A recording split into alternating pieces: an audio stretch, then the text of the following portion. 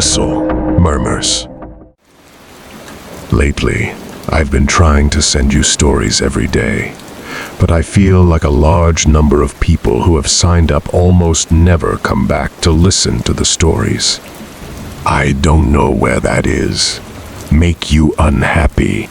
I hope to receive comments and suggestions from you. And if you find the video good, please give me a like to give me more motivation. For those who have not yet subscribed, don't forget to click the subscribe button and press notification bell to wait for the next story. Now let's get into the story. Story 1-1. It was 2015. My little sister and I, along with a few of her friends, were going camping in a forest in Maine. I couldn't tell you the name of it. She wanted me to go because I'm older and more experienced with camping. But was it weird camping with a bunch of 14-year-old girls? Yes. I won't share my sister's name, but her friends were Casey, Barbara, and Lexi. My sister insisted I slept in a separate tent than her and her friends, and I was okay with that. So we brought 2 tents.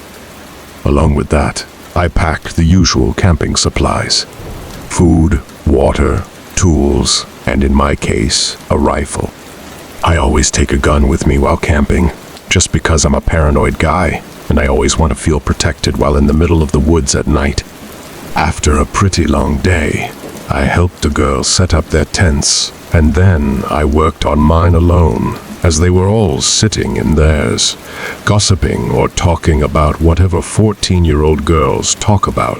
When I finished, I put the fire out. Being the older brother, I of course felt responsible for my sister and her friends, so I moved the tent really close to theirs, turned on my reading light, and continued where I left off in the book I was reading. The chattering of the girls in the next tent over was a bit distracting.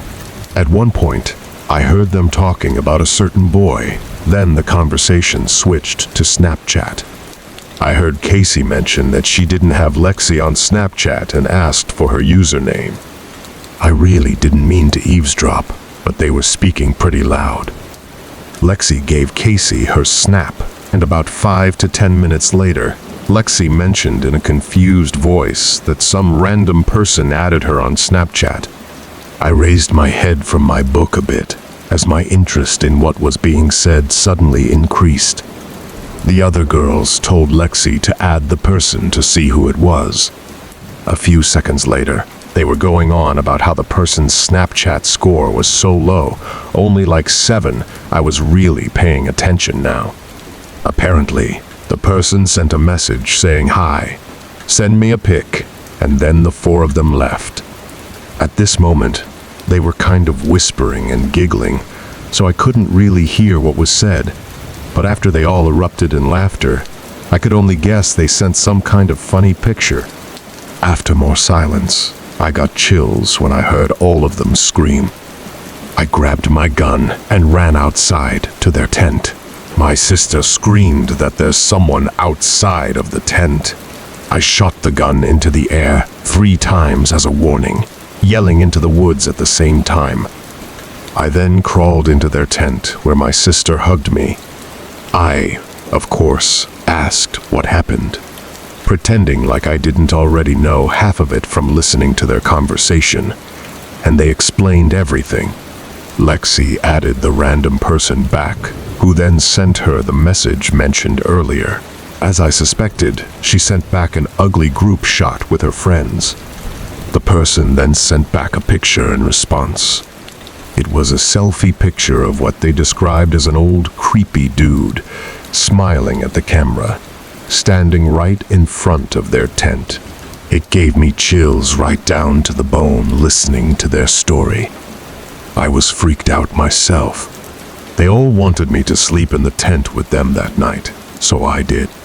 The next morning, we cut the trip short and went straight for the car. What could have been a great weekend memory with my sister turned into the biggest nightmare of both of our lives. Story 2. I just recently got into the whole Snapchat thing. My friends urged me to get it, since everyone else my age has one. I got into the groove of it pretty quickly, and within a week, my score was already 1,000. One day, while shopping, I took a picture of a pair of shoes that I knew one of my friends really liked and sent it to her on Snapchat. She opened it after a few minutes, but didn't reply back. I sent her a chat asking, "What do you think?" She opened this one much quicker, but didn't reply. I put on a sad face and took a selfie, captioned the picture, "What's up? Why aren't you answering?" Sent it. She opened it immediately, this time replying in the chat, "Where are you?" I responded, saying home. Her Bitmoji was appearing in the chat, indicating she had the chat box open. She replied, saying, "Where is home?" I said, "What do you mean?" Then she said, "What is your address?" It was at that moment I knew something was up. I closed the chat box and drove over to my friend's house. Apparently, she had lost her phone the previous day. She explained everything to me. I left after talking for a few minutes to go home. I pulled up to my house and, becoming a bit paranoid now, just looked around to make sure I wasn't followed or anything. Both of my parents were out of town, and my brother was out of state, so I was home alone for the night. That night, when I was laying in bed, checking my Insta and Snap before going to sleep, I remembered I could just check where my friend's Bitmoji was on the map to track the thief. So I opened up the Snap map. Her Bitmoji was right on top of mine, on top of my house. I dove to turn off my lamp and shut the blind. The fear made me paranoid. I started to question whether I locked the front door or even the back door. But that didn't matter, because when I heard sounds coming from downstairs below my room, I knew someone was in the house. I tiptoed to my bedroom door to lock it, then called the police. The operator asked me to stay on the line with them until the police arrived. When they arrived, it turned out nobody was in the house. It was just my paranoia playing tricks on me. We found my friend's phone in the backyard, hidden under a bush, screen still on with the battery in the 60% range, meaning he couldn't have been gone for too long. The next day, I returned the phone to my friend, and my parents came home, so I didn't feel scared anymore. I will, however, keep my location private on Snapchat from now on, and I recommend you do the same. Story 3. This happened a week ago. Up until a few days ago, I went to a small local gym in my now previous New Jersey town called Black Bear Fitness. One day, I had the misfortune of running into some skinny, awkward, yet creepy-looking kid, probably 18 years old. He didn't look like he belonged in a gym at all. I had headphones in, and I was doing my set when I heard him saying something to me, but it was muffled by the music. I was already annoyed with this kid, given that he was breaking an unwritten rule of the gym. Don't try to talk to somebody when they're doing their sets. I took my time finishing my set, and then took my headphones out to ask if he needed something.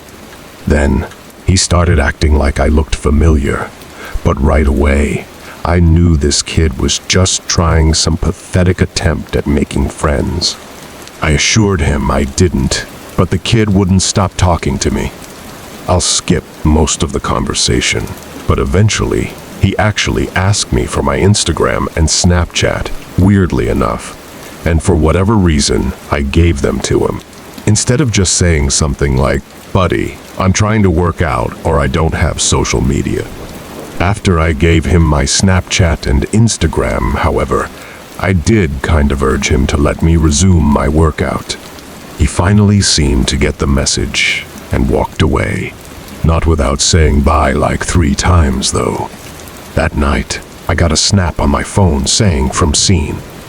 I immediately sighed and said, "Oh no." Just wondering why the hell the kid would snap me. I opened the snap, and the kid was in a creepy, weird pose. face way too close to the camera, with his head resting in his hand and a half smile on his face. The text over the picture was, "Hey with two eyes." I muttered the words, "What the fuck?" For the record, I'm a guy, which made this even more weird. My thought process was, I've had enough of this loser already. I'm gonna remove him and make it clear I don't want to talk if I see him at the gym again. And so I did. I removed him minutes after he sent that snap. I'm sure not even a minute later, again, a message popped up on my phone saying Snapchat from C. I waited a few minutes before opening it. This one was even creepier. Now the kid was sitting up on his bed, no smile, more of a surprised, angry expression. The text over the image said, "Why did you remove me?" Now I went as far as to block him, meaning he couldn't snap me anymore. And that was that. I threw my phone on the desk and sighed out of relief. Half an hour later, my phone goes off, saying Cian added you as a friend. And then Snapchat from Cian. He actually made a new account. I opened the snap and felt my heart drop. It was a picture of my front lawn. The text over it, "Answer me, bitch." The first thing I could think of was, how did he find my address?